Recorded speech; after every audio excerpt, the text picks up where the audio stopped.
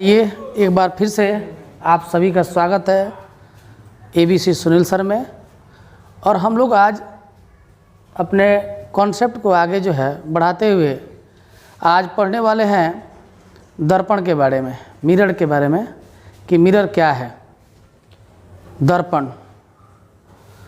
दर्पण एक ऐसा परावर्तक सतह होता है जिससे प्रकाश का अधिकतम परावर्तन होता है। Mirror is the reflecting surface through which the maximum reflection occurs। Mirror से महत्तम प्रकाश का परावर्तन होता है। मिरर दर्पण जैसा कि आप जानते हैं कि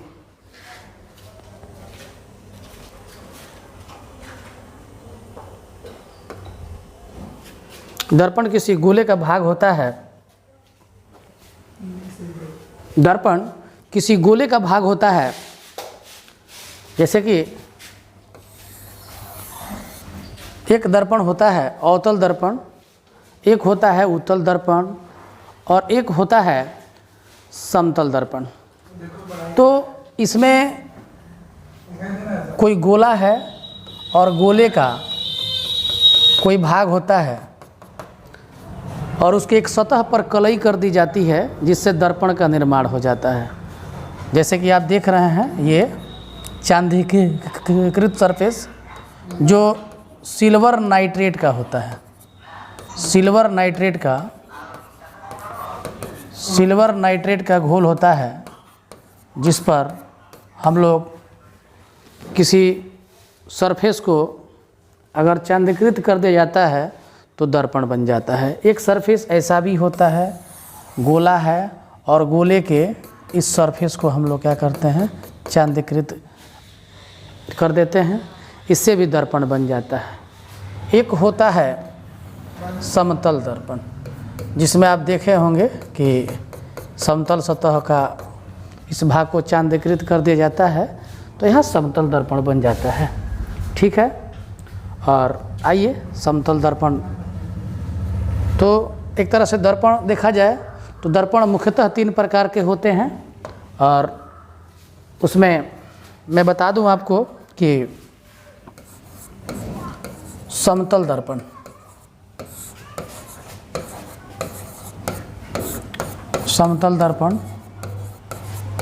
प्लेन मिरर। समतल दर्पण एक ऐसा दर्पण है जिसका परावर्तक सतह समतल होता है और एक सतह पर कलई कर दी जाती है, चांदीकृत कर दिया जाता है और ये सतह जो होगा ये इसका परावर्तक सतह हो जाता है। परावर्तक सतह, समतल दर्पण का परावर्तक सतह समतल होता है। ठीक है। और एक दर्पण, गोलीय दर्पण में एक दर्पण होता है जिसको अवतल दर्पण कहते हैं।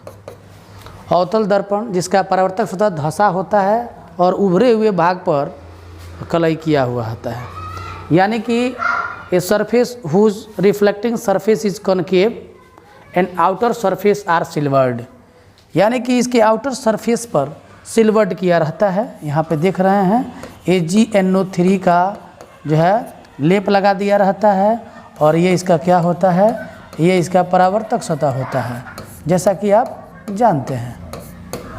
और एक दर्पण होता है जैसा कि आप जानते हैं, देखिए आउटर सरफेस इसका रिफ्लेक्टिंग सरफेस होता है और इसके धंसे हुए सरफेस पर जो है कलई कर दी जाती है। ऐसे सरफेस को, ऐसे दर्पण को उत्तल दर्पण कहते हैं। ठीक है। दर्पण आप लोग समझ गए होंगे। और दर्पण में कुछ भाग होते हैं, जैसे मैं आपको बतला दूं कि अवतल दर्पण में, जैसा कि आप जानते हैं कि अवतल दर्पण किसी गोले का भाग होता है। इसके केंद्र को, यहाँ पर इसके केंद्र को, अवतल दर्पण जिस गोले का भाग होता है उसके केंद्र को वक्रता केंद्र कहा जाता है, जिसको इंग्लिश में सेंटर ऑफ कर्वेचर कहते हैं। इसको C से डिनोट किया जाता है और यहाँ से एक रेखा खींची जाती है जो दर्पण को 2 समान भागों में बांटता है। तो दर्पण के इस पॉइंट को, दर्पण के इस जो है पॉइंट को पोल कहते हैं, ध्रुव। और वक्रता केंद्र और ध्रुव के बीच में एक बिंदु होती है, इस बिंदु को हम लोग क्या कहते हैं, फोकस कहते हैं। ठीक है। और जिस तरह इसमें है उसी तरह उत्तल दर्पण में भी होता है। उत्तल दर्पण में यहाँ भी एक केंद्र होगा जिसको वक्रता का केंद्र कहते हैं, और एक पोल होगा, और दोनों के बीच में एक पॉइंट होगा जिसे क्या कहते हैं, फोकस कहते हैं। और वक्रता केंद्र और ध्रुव को मिलाने वाली जो रेखा होती है इसको मुख्य अक्ष कहते हैं। मुख्य अक्ष कहते हैं, प्रिंसिपल एक्सिस कहते हैं,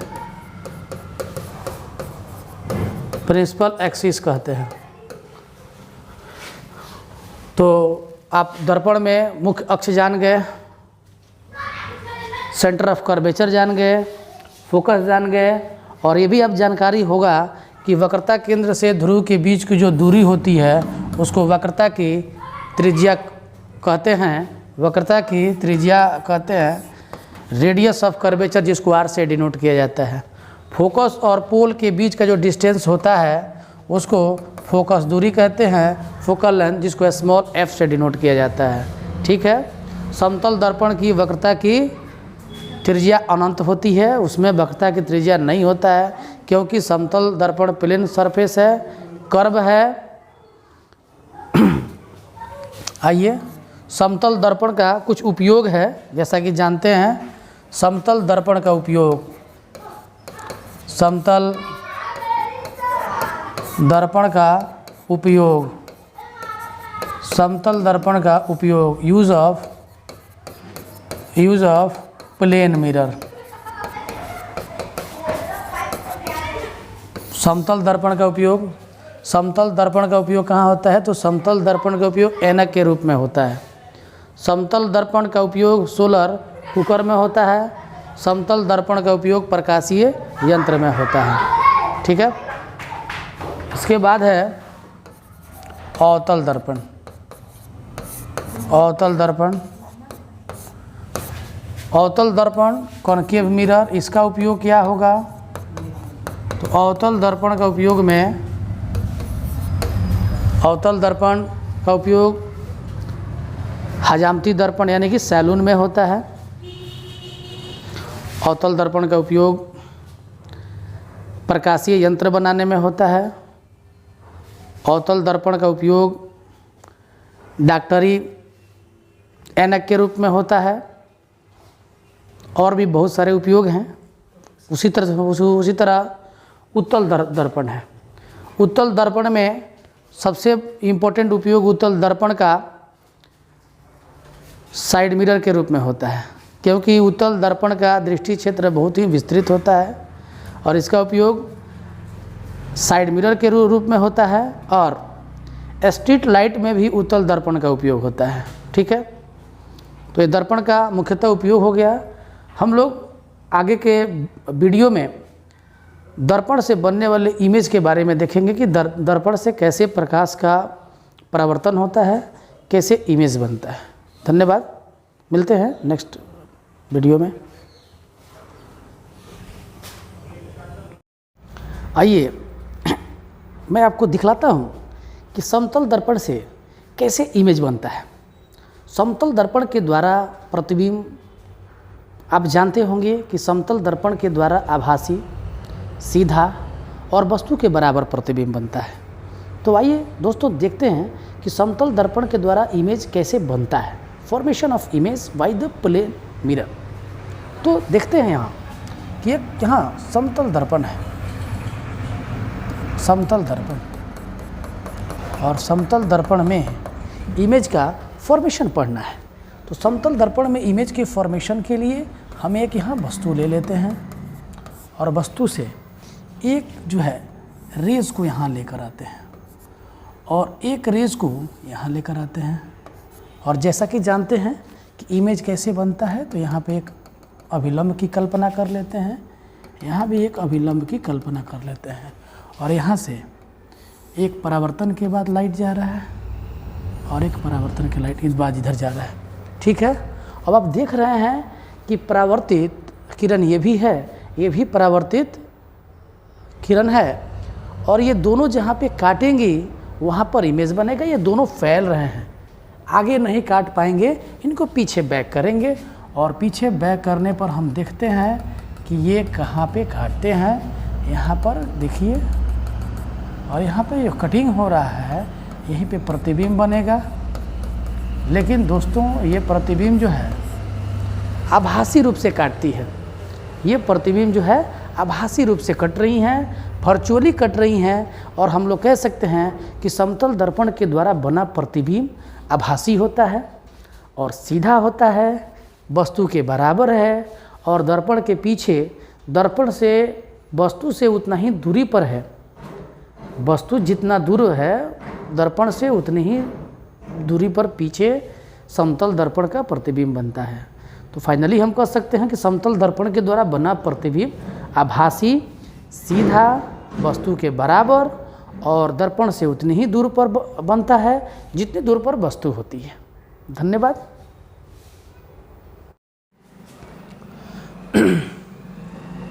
आइए हम लोग आज अवतल दर्पण से प्रतिबिंब बनाएंगे कि अवतल दर्पण से कैसे प्रतिबिंब बनता है। तो दोस्तों अवतल दर्पण में जैसा कि आप जानते हैं कि अवतल दर्पण के कुछ फिगर होते हैं। जैसे पहला फिगर है, पहला कॉन्सेप्ट है कि जब पहला कॉन्सेप्ट है, जैसा कि मैं बता दूं कि जब वस्तु अनंत पर हो, जब वस्तु क्या हो, अनंत पर हो, when body at infinity, जब वस्तु अनंत पर होगी तो देखा जाए कि कैसा इमेज होगा इसका।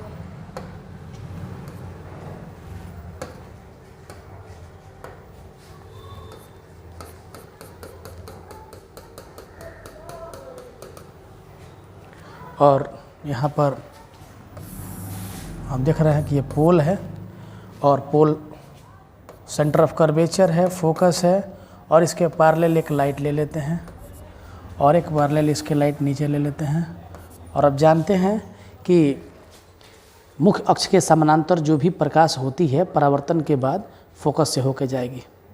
When light passing parallel to the principal axis, then after reflection light passing through the focus, और यहाँ से रिफ्लेक्टेड रे जो है, परावर्तित किरण क्या होगी, यहाँ से परावर्तन के बाद फोकस से जाएंगी, और एक परावर्तित किरण यहाँ से फोकस से होकर जाएंगी। आप देख रहे हैं कि रिफ्लेक्टेड रे परावर्तित किरण कहाँ पे काटती हैं, यहाँ पे काटती हैं। और कैसे काट रही हैं, तो रियल लाइन से काट रही हैं। रियल लाइन से काटेंगी तो इमेज जो बनेगा, प्रतिबिंब जो बनेगा, प्रतिबिंब क्या बनेगा, वास्तविक बनेगा। दूसरा, वास्तविक प्रतिबिंब उल्टा होता है। तीसरा, वस्तु से बहुत छोटा बनेगा। और चौथा कहाँ बनेगा बाबू, फोकस पर बनेगा, फोकस पर। आप देख रहे हैं कि फोकस पर बन रहा है, वास्तविक बन रहा है, उल्टा बन रहा है, और वस्तु से बहुत छोटा बन रहा है। अब जो है देखते हैं कि दूसरा कॉन्सेप्ट है कि प्रतिबिंब जो है, दूसरा कॉन्सेप्ट है कि वस्तु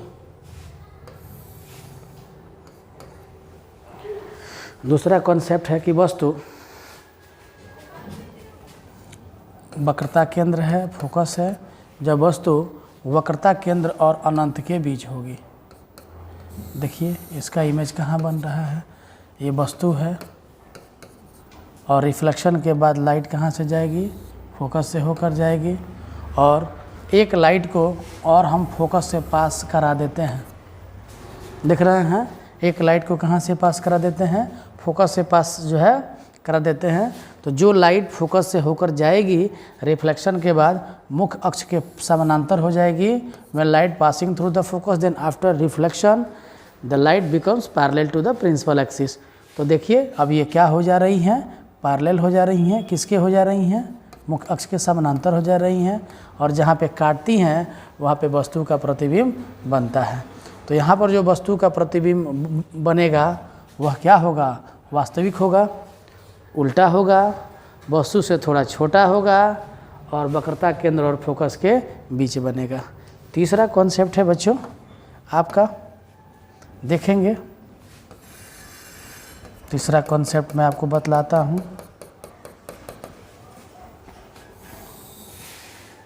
फोकस पोल है, सेंटर ऑफ कर्वेचर है, फोकस है। अब बॉडी जो है कहाँ होगी? तो वक्रता के केंद्र पर होगी। यहाँ से प्रकाश की किरणें जाएंगी और परावर्तन के बाद क्या होंगी? परावर्तन के बाद ये फोकस से होके जाएंगी, और एक लाइट जो है वक्रता ऐसे जो है जाएगा और परावर्तन के बाद से क्या होगा? ऐसे जाएगा, मुख्य अक्ष के समानांतर हो जाएगा, जो यहाँ पे क्या करेगा? काटेगा। और अब देख रहे हैं कि यहाँ एक वस्तु है और इसका प्रतिबिंब A डैश और B डैश बनता है। और इस केस में बाबू क्या होता है कि यहाँ भी प्रतिबिंब वास्तविक बनेगा, उल्टा बनेगा, लेकिन अब वस्तु के सीधे बराबर बनेगा। ठीक है, कोई दिक्कत है? आइए अगला देखते हैं कि अगला केस है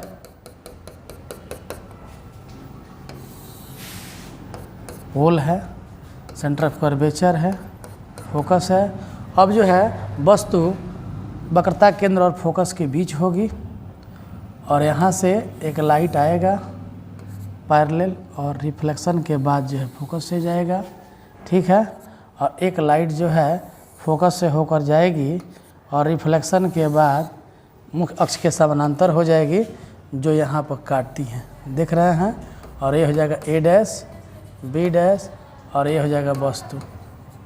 रिफ्लेक्टेड रे कैसे काट रही हैं? तो वास्तविक रूप से काट रही हैं। इमेज कैसा बनेगा? तो वास्तविक बनेगा, उल्टा बनेगा, वस्तु से बड़ा बनेगा, अनंत और वक्रता केंद्र के बीच बनेगा। अगला कॉन्सेप्ट है कि देखेंगे, सब मैं अवतल दर्पण से बनने वाले विभिन्न प्रकार के प्रतिबिंब की स्थितियों को मैं समझा रहा हूँ आपको। ये देखिए वक्रता केंद्र है, फोकस है। अब वस्तु को कहाँ लेके जाएंगे? तो वस्तु को हम लोग लेके जाएंगे फोकस पर। अब वस्तु होगी A और B। रिफ्लेक्शन के बाद ये लाइट कहाँ से जाएगी? फोकस से होके जाएगी। एक लाइट को इस फोकस के सीध में भेज दे रहे हैं। देखिए है वक्रता केंद्र के सीध में जाएगा, तो वक्रता केंद्र के सीध में जो लाइट जाता है रिफ्लेक्शन के बाद एकदम जो है क्या होता है, वो वक्रता केंद्र के सीध में ही लौट जाएगा। देख रहे हैं ना, ये दोनों लगभग पैरेलल हो गया है, और ये बाबू कहीं नहीं काट पाएंगे, तो इसको अनंत पर मान लिया जाता है, यानी कि ये अनंत पर काटेंगे। इस केस में वस्तु द्वारा बना प्रतिबिंब इस केस में बना जो है प्रतिबिंब वास्तविक, उल्टा, वस्तु से बहुत बड़ा कहाँ बनेगा? अनंत पर बनेगा। Real, opposite and very greater to the objects at infinity. Image जो है इन्फिनिटी पर बनेगा। ठीक है, आइए देखते हैं कि जब वस्तु, अगला कॉन्सेप्ट है कि जब वस्तु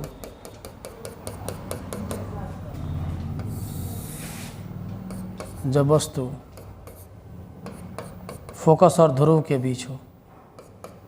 देखिए रिफ्लेक्शन के बाद एक जा रहा है इधर, और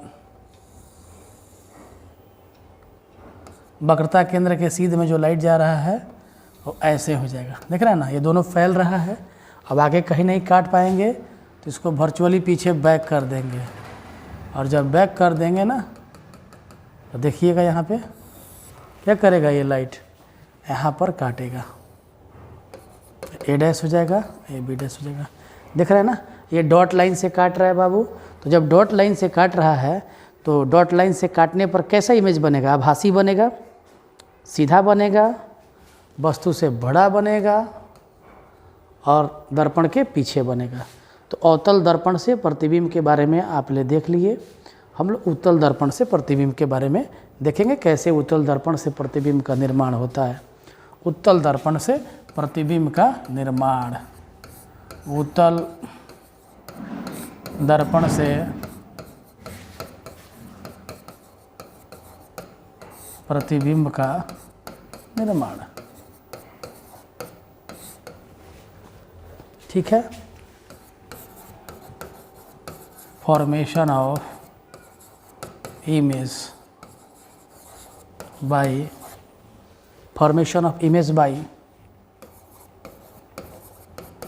कॉन्वेक्स मिरर, ठीक है। आइए केस में है पहला, ये हो गया उत्तल दर्पण आपका। और उत्तल दर्पण में आप देख रहे हैं वक्रता का केंद्र है, फोकस है, पोल है, ठीक है ना।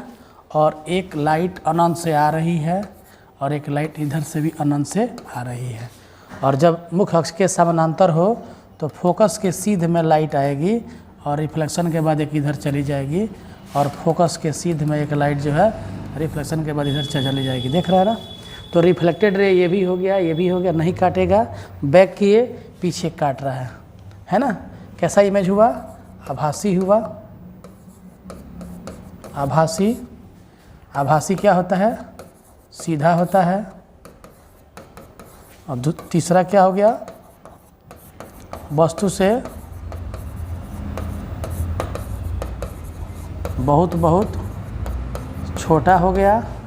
और कहाँ हो गया बाबू? फोकस पर हो गया। देख रहे हैं ना।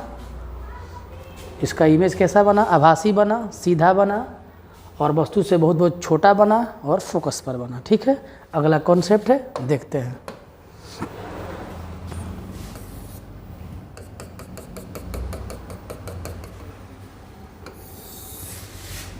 वक्रता केंद्र है, फोकस है, ध्रुव है, और देखेंगे एक वस्तु यहाँ पर है ए बी, और यहाँ से लाइट आ रही है। और रिफ्लेक्शन के बाद क्या होगी बाबू? रिफ्लेक्शन के बाद एक लाइट फोकस के सीधे में चली जाएगी और एक लाइट को हम लोग वक्रता के केंद्र के सीधे में लेकर आएंगे। और देखिए वक्रता के केंद्र के सीधे में जो आएगा यहाँ से टकरा कर बैक हो जाएगा। तो ये भी रिफ्लेक्टेड रे, ये भी रिफ्लेक्टेड रे, दोनों जो है आगे कहीं नहीं काट पाएंगे, इसीलिए इनको पीछे बैक किए हैं। और जहाँ पे काट रहे हैं वहीं पे वस्तु का क्या बनेगा? इमेज बनेगा ए डैश बी डैश। ये वस्तु हो गया, ये आपका प्रतिबिंब हो गया। और डॉट लाइन से काट रहा है तो इमेज कैसा बनेगा? इमेज बाबू आभासी बनेगा, सीधा बनेगा। तीसरा वस्तु से क्या बनेगा? छोटा बनेगा। और कहाँ बनेगा? पी तथा एफ के बीच, यानी कि ध्रुव और फोकस के बीच बनेगा। तो बाबू अवतल दर्पण और उत्तल दर्पण से बने प्रतिबिंबों के बारे में मैंने बता दिया, आप समझ गए होंगे। आइए मैं दिखाता हूँ और भी आगे का कॉन्सेप्ट है कि एक दर्पण है परवलयिक दर्पण। तो परवलयिक दर्पण बड़े द्वारक का दर्पण होता है। इसमें अगर प्रकाश की परवलयिक दर्पण से प्रकाश का परावर्तन कराया जाता है तो इसमें होता क्या है कि प्रकाश की किरणें यहाँ पर आती हैं। प्रकाश की किरणें यहाँ पर आती हैं, सब मुख्य अक्ष के समानांतर ले लेते हैं। कुछ प्रकाश की किरणें परावर्तन के बाद यहाँ पे काटती हैं। कुछ प्रकाश की जो है कि किरणें परावर्तन के बाद यहाँ पे काटती हैं। कुछ प्रकाश की किरणें परावर्तन के बाद यहाँ पर काटती हैं। यानी कि परवलयिक दर्पण से जो प्रकाश का परावर्तन होता है, परावर्तन के बाद सभी प्रकाश की किरणें मुख्य अक्ष के समानांतर हों तो एक बिंदु पर नहीं काटती हैं। और एक बिंदु पर नहीं काटने के चलते ये दर्पण में एक दोष होता है, जिस दोष को हम लोग क्या बोलते हैं? कॉस्टिक बोलते हैं, कॉस्टिक। और इस दोष को दूर करने के लिए हम लोग इसके द्वारा को छोटा कर देते हैं। छोटा होने के जब छोटा किया जाता है तो प्रकाश जो है मुख्य अक्ष के समानांतर ले लेने पर परावर्तन के बाद एक बिंदु पर काट पाती हैं। ठीक है, तो इसलिए इससे बहुत सारा इमेज नहीं बन पाता है। चाहे इसका बस केवल हम लोग नाम जान लेते हैं, यूटिलाइज जान लेते हैं कि इसका उपयोग सर्च लाइट में होता है।